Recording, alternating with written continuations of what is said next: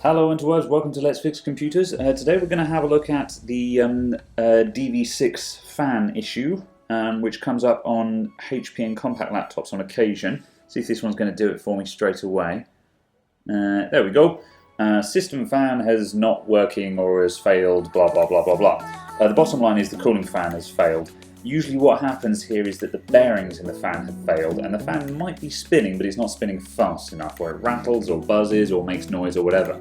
So what we're going to do, firstly we've got to take this thing apart and have a visual look at the fan, because there's a lot of Pavilion dv6s and there's a lot of variations on the cooling system depending on the specs, so I'm going to take it apart before I order the spare parts, just so I know I'm buying the right thing. So let's start by stripping this thing down.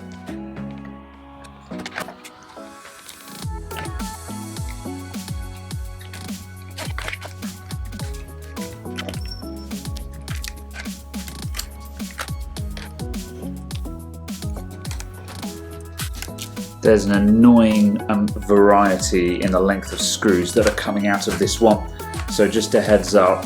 I can usually figure out where they all go. However, if you're not a veteran at taking laptops apart, I strongly recommend that you organise and map out the screw locations for this laptop. I've got 3-4 different types of screws I've pulled out of this so far, and there's no visual indicator as to where they go.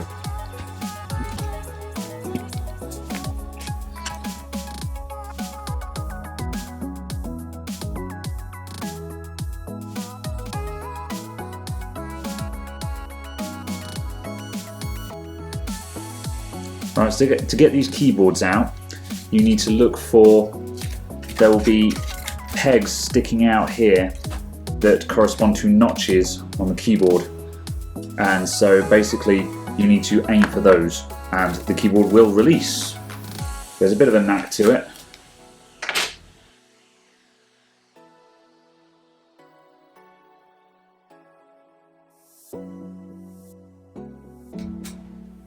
Okay, right, I think we should be able to pull this cover off now. However, I'm just going to take these 3 screws out as well. I'm never sure whether these ones need to come out or not, but I'm going to pull them off just in case.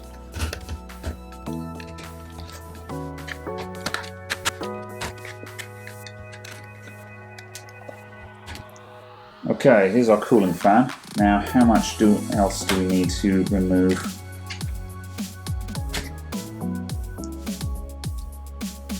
Whoop. I think that's going to come out on its own.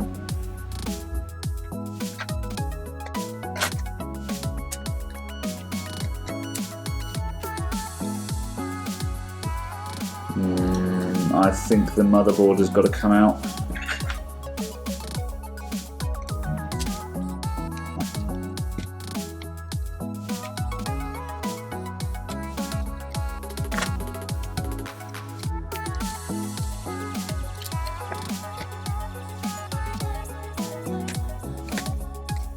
What I do when I'm taking out motherboards, I just slowly lift them up and I just keep seeing what's resisting. You just watch the point where it's hanging on. Right, that needs to come out towards this direction, so we need to lift this up, and I think if I just slide that way, just to get those audio ports out, I can just slowly work all of this out. Oop. Oops, okay, that was the speaker bar. That was slightly unexpected, but that's what needed to come out. Okay. There's something else hanging on here. There's another connector underneath the board.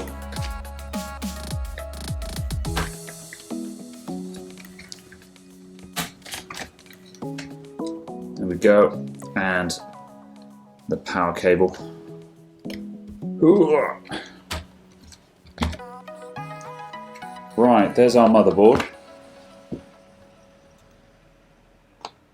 Okay, so we need to detach the fan from the other side of this cowl. So these little screws have got to come out.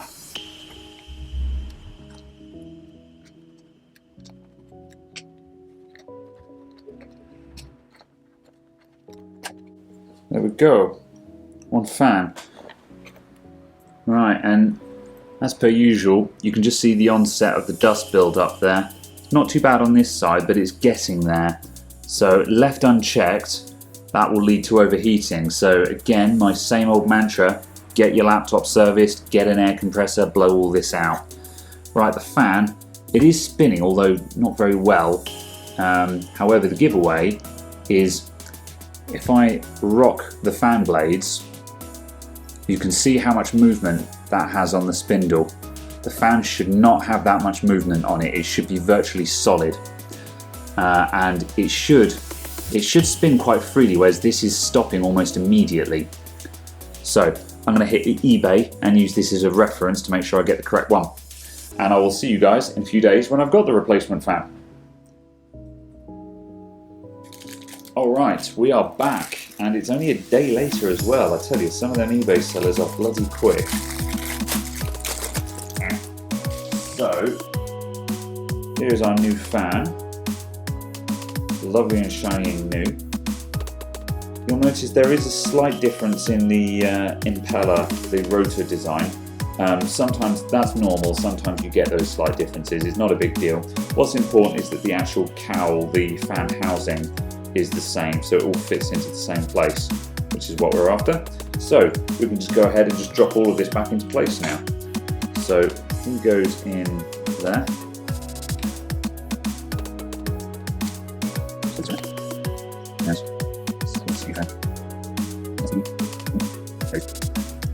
It's surprising how much you forget about the reassembly of a laptop in so little time.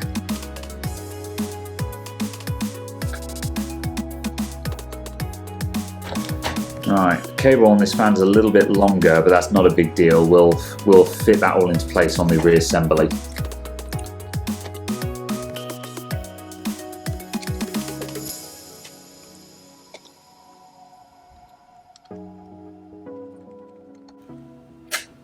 Right, just make sure that's spinning freely, which it is.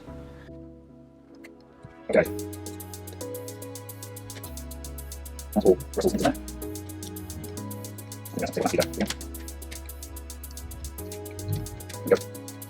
There's a couple of bits not quite sitting right, but that's because there are plugs on the other side, so we'll fit all those in a sec. It's just sanity check that this is all going into place. So that will go across like there. That goes in there, I think. Yep, that's all going to go into there. That's all going to go into there. Right, that speaker goes in there. And that will go underneath there. Right, I'm just going to turn this over and do the bottom side first.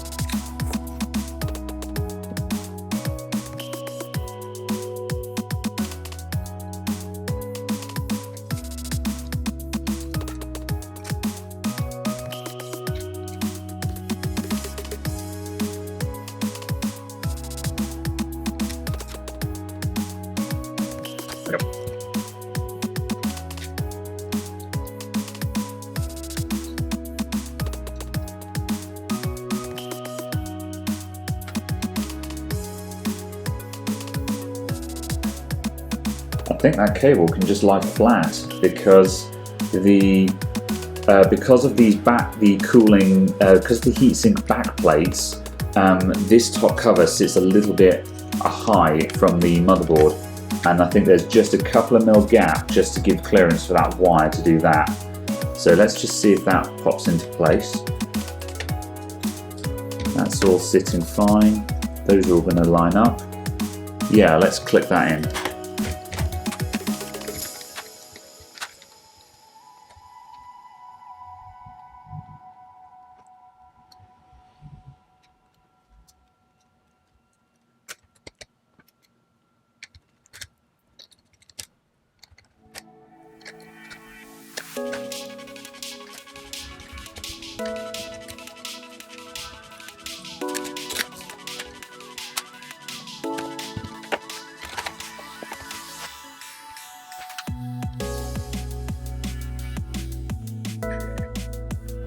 Right, now comes the fun part about figuring out where all those screws go again.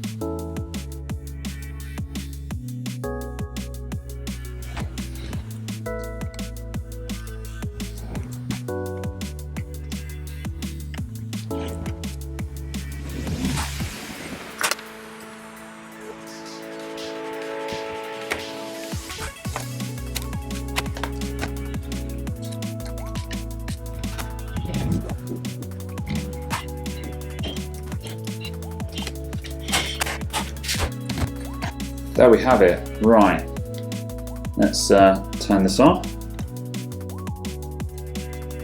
There we go, and now we're at Windows Startup Options, and it's gone straight past that fan warning. And if I just put my hand on the side, I can actually feel airflow come out the side of the laptop now, which is what we want. So, thank you very much for watching. I'll see you all next time. Goodbye for now.